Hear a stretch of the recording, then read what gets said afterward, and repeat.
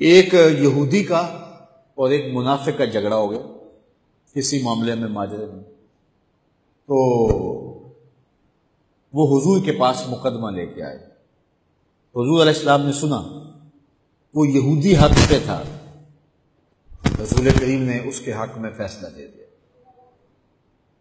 کہ تو سچا ہے، تیرے حق میں فیصلہ ہے۔ اب وہ جو نام نہاد کلمہ گو تھا اس کو اچھا نہ لگا، اس نے کہا میں کلمہ پڑھتا ہوں اور میرے حق میں فیصلہ نہیں دیا، حالانکہ وہ جھوٹا تھا۔ اس نے اس یہودی کو کہا حضور کے دربار سے باہر نکل کے کہ میں اس مقدمے کا فیصلہ حضرت عمر سے کروانا ہے۔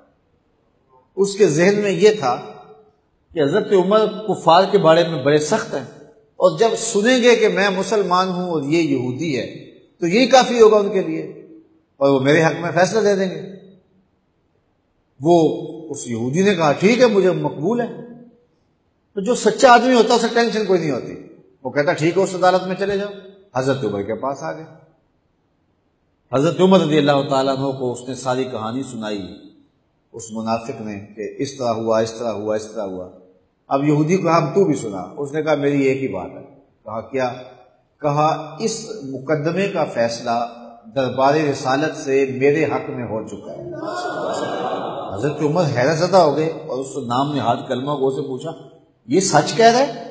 اس نے کہا جی لیکن میں چاہتا ہوں ذرا آپ فیصلہ کریں۔ کہا ٹھیک ہے میں کر دیتا ہوں۔ اندر گئے، واپس آئے تو ہاتھ میں تلوار تھی۔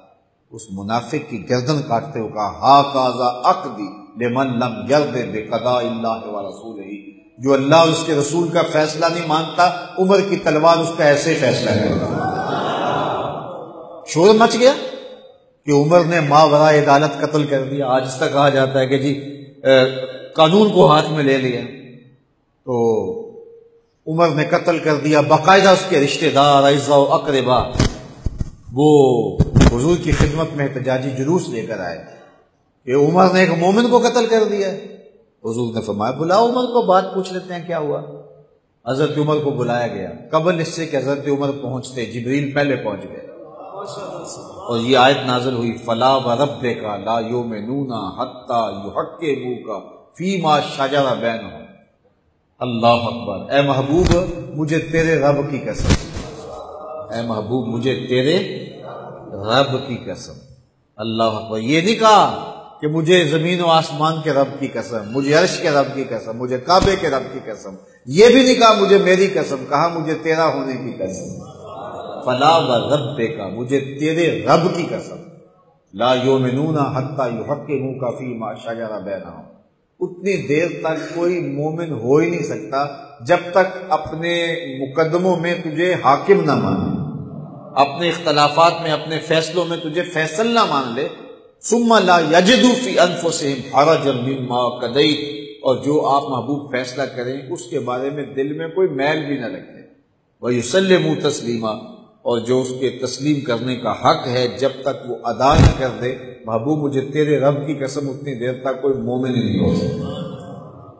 تو حضرت عمر رضی اللہ تعالیٰ عنہ کا جو لقب فاروق ہے، اس کے بارے میں حضرت علامہ حقی لکھتے ہیں فبذالک سمي فاروق، آپ کو اس وجہ سے بھی فاروق کہا جاتا ہے کہ آپ نے اس طرح جو ہے وہ نکھیڑا کر کے رکھ دیا۔